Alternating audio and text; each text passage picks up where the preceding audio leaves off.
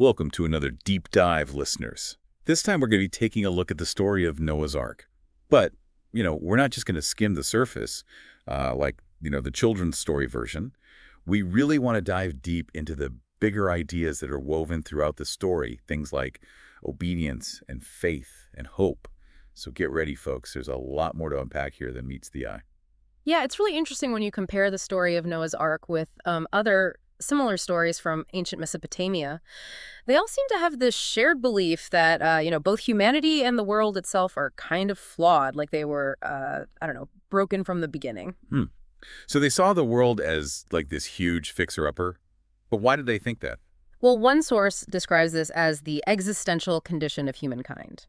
It kind of suggests that we're just naturally drawn to see what's broken and then try to fix it. It's like we're always surrounded by, structures, physical ones, societal ones, even within ourselves that are just never quite finished, never quite perfect, and always needing, some kind of repair. That makes sense. Yeah. It's like, have you ever started a project thinking it would be easy, and then suddenly you run into all these new problems that you hadn't even thought about? Maybe that urge to fix things is like more deeply rooted in us than we realize. Exactly. And the source is suggesting that this urge, this need to fix things, is just like a fundamental part of who we are as humans. And it plays out on this huge scale in the story of Noah. The world is painted as so incredibly messed up, so full of corruption, that God decides to just basically hit the reset button. And Noah, even though he's faced with this impossible task, he just chooses radical obedience. His unwavering faith is definitely one of the powerful parts of the story. I mean, can you imagine trying to build a giant ark when nobody has ever even seen rain before? He must have faced so much disbelief, so much pushback from the people around him. Oh, absolutely. One source I read actually compared Noah's trust in God to this psychologist's dream that was full of monsters. In the dream, this small voice tells the psychologist to follow a specific monster, and even though it's terrifying and totally absurd, that monster ends up leading him to safety. Wow, that's a really powerful analogy. It kind of shows how sometimes the right path can seem totally illogical, even scary. But just like with Noah, sometimes listening to that inner voice of faith, even when it seems weird or crazy, can be incredibly powerful. Yeah. And in Noah's case, that obedience leads to, the survival of his family and the eventual renewal of the earth. And that brings us to another really important theme: the flood as a symbol. Right. It's not just some random catastrophic weather event. It represents something much bigger, something deeper. Exactly. You could say the flood symbolizes the devastating consequences of unchecked corruption and evil.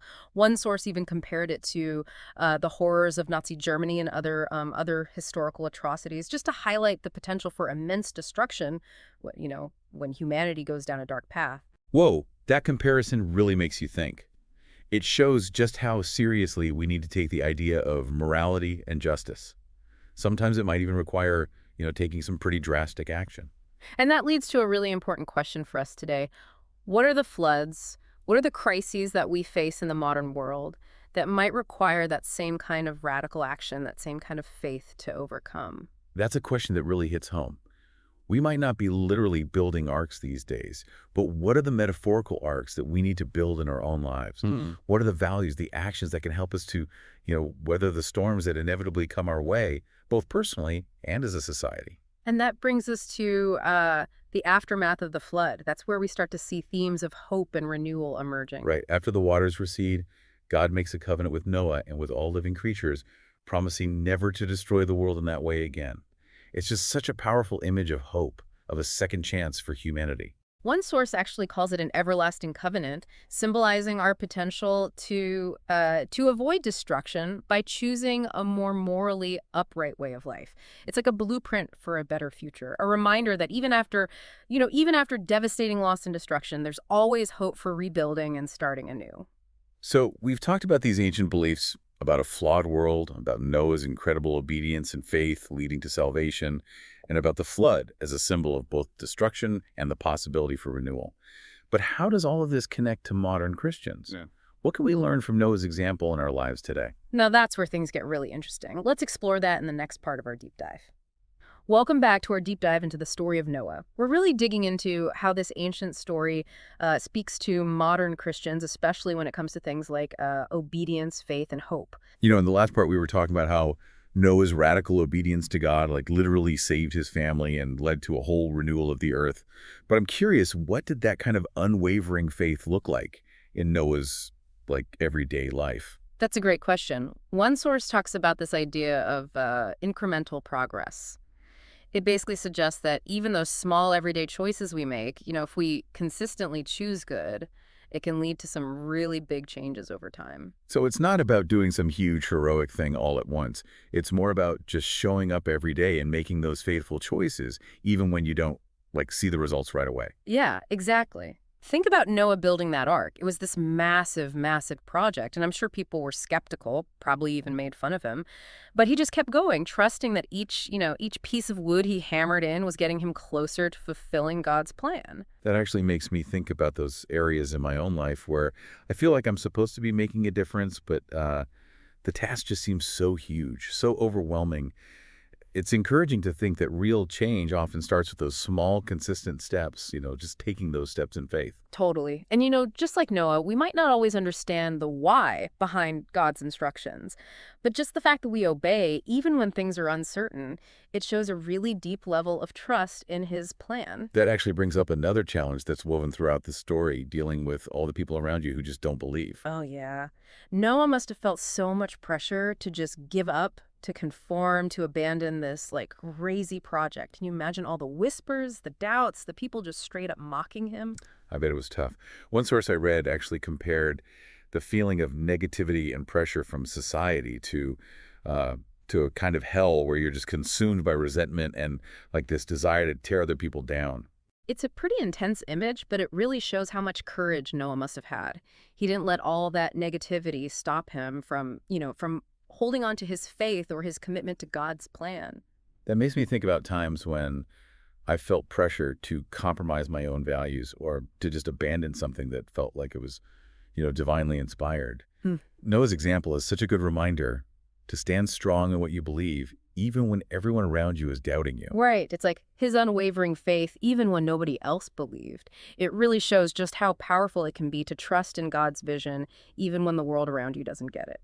I also keep thinking about the symbolism of the flood itself. It's just such a powerful picture of destruction, like this total wiping away of the old world. Yeah, you're right. It's not just about destruction, though. The flood also represents this necessary cleansing, a chance for a fresh start, a total renewal.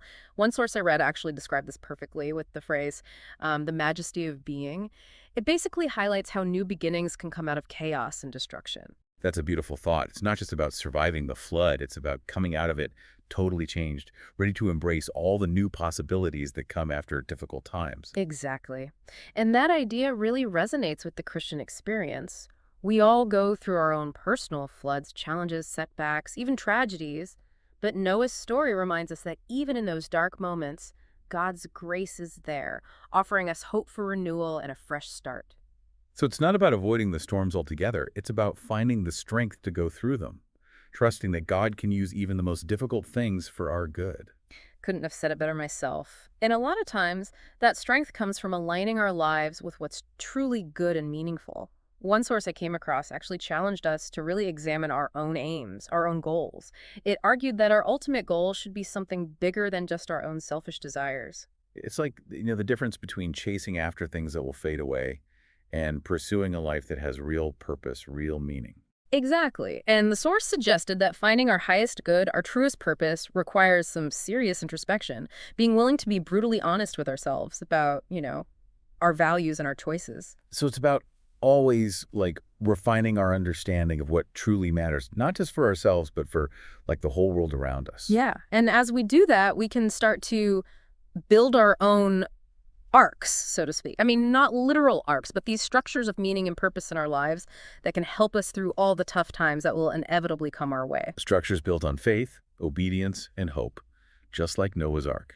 And just like the ark carried Noah and his family to safety, these structures can help us navigate all the complexities of life and, help us to come out stronger on the other side. And it's interesting to remember that the Ark wasn't just about saving Noah and his family. It was about preserving all of creation. Bringing the animals on board, it's like this reminder that we're all connected, that our actions affect not just ourselves, but the whole world around us. Oh, absolutely. Building our own metaphorical arcs, it's not just about our own personal salvation. It's about contributing to, the well-being of the entire planet. It's about realizing that we're all part of something much bigger than ourselves and that we have this responsibility to take care of God's creation. That idea of interconnectedness also makes me think about how important community is. Hmm. Noah didn't build the ark all by himself. He had his family working with him, supporting him, encouraging him through the whole thing. That's such a crucial point. We're not meant to go through life alone. We need each other. We need to be there for each other, to lift each other up, especially when things get rough. Just like Noah and his family huddled together in the ark, we can find that same strength and resilience in our own communities, knowing that we're not facing our challenges alone. Yeah. And that shared experience, that sense of belonging and support, it can really fuel our hope. Noah's story reminds us that even when everything seems to be falling apart, there's always hope for a new beginning. And a lot of times we find that hope in the people around us, in the love and support of those who share our faith. So, as we continue to think about the story of Noah and the flood, let's remember how important it is to build strong, supportive communities, communities that are built on a foundation of faith, obedience, and hope.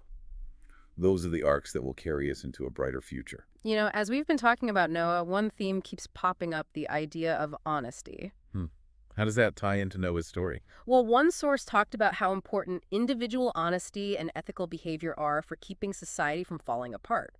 It basically argued that dishonesty and corruption, they eat away at the foundation of a healthy society, eventually leading to the kind of widespread wickedness that brought about the flood.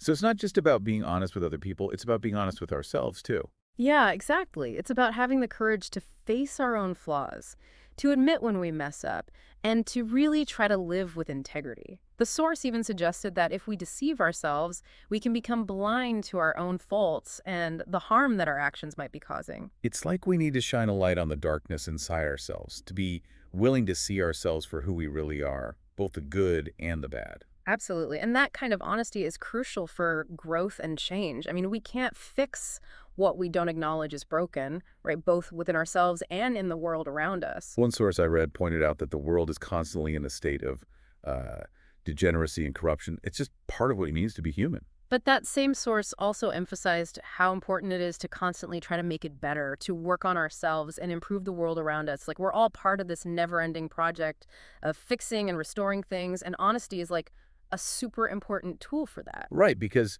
by being honest about the challenges we face, both individually and as a society, we can actually start making real progress toward a better future. And that progress, like the source said, often happens in small steps. It's about making those daily choices, taking those small actions that might seem insignificant, but actually add up to something really big over time. It's just like Noah building that ark, one plank at a time. Yeah. He had faith that it would eventually be finished, even if it felt like an endless task in the moment. Exactly. And that faith, along with his honesty and obedience, is what helped him get through all the doubt and challenges. It's a powerful reminder that even when things seem impossible, we can still make a difference. Absolutely. We can still build our own metaphorical arcs of honesty, integrity, and compassion that can carry us and the people around us to a place of safety and hope. Welcome back to our deep dive on the story of Noah's Ark. We've been talking about obedience, faith, and hope, and how those ideas connect with the lives of Christians today. But there's one more piece of the puzzle that we haven't really touched on yet. Oh, what's that? Courage. Ah, yeah. You can't tell the story of Noah without talking about courage. I mean, just think about it. To hold on to what you believe when everybody else thinks you're wrong. To build something as massive and, let's face it, as strange as an ark, that takes some serious guts. No doubt about it. One of the sources actually compared the state of the world before the flood to the horrors of Nazi Germany and the Japanese invasion of China. Wow, that's a pretty heavy comparison. I'm not sure if it's really fair to equate all societal problems with something as catastrophic as the flood, though. I see your point. I think the source might be trying to emphasize just how bad things can get when evil goes unchecked. But you're right, every situation is different. But I do think it shows just how serious the situation was for Noah. He saw all the corruption and wickedness around him, and he chose to act, even though it meant going against everyone else. So it's not just about physical bravery. It's about moral courage, too. It's about standing up for what you believe in, even when it's hard. Exactly. And that kind of courage usually comes from faith. Because when you believe in something bigger than yourself, when you trust in God's plan, even when you don't understand it, that gives you the strength to face anything. It really does. And it's not about having all the answers or knowing for sure that everything will work out perfectly. It's about taking that leap of faith, even when you're scared. So if we're talking about building our own arcs today, Yeah, those metaphorical structures of meaning and purpose that we talked about, then courage has got to be one of the main building blocks. definitely. Without courage, our faith can become passive, our hopes can start to fade. Courage is what makes those things real, what pushes us forward. It's what allows us to actually make a difference, hmm even if it's just in our own little corner of the world. One of the sources talked about this idea of incremental progress, emphasizing how even small, consistent actions can lead to big changes over time. Oh, that's good to hear. So it's not about trying to change the world all at once. It's about showing up every day and making choices that reflect our values, even when we don't see immediate results. Exactly. It's about trusting that those little acts of faithfulness, those moments of courage, will eventually add up to something truly meaningful. Just like Noah building the ark, one plank at a time, even when he couldn't see the finished product. Exactly. And that's where courage comes in again. It's what keeps us going when we feel like giving up. It's that inner voice that says, just keep going, one step at a time. Man, this has been an awesome deep dive. We've covered so much: obedience, faith, hope, courage, the relationship between individuals and society, the power of small, consistent actions. And the whole time, the story of Noah has been guiding us. It really is amazing how this ancient story still has so much to teach us about life today. It shows how powerful stories can be. They can transcend time and culture, speaking to something deep within us. So as we wrap up this deep dive, I want to leave you with this question. What arc are you building? What values are you using to build it? And most importantly, are you living with the same courage, faith, and hope that Noah had? Because those are the things that will not only help us get through the tough times, but will also help us leave the world a little bit better, a little bit stronger, and a little bit more full of hope than we found it. Thanks for joining us. See you next time.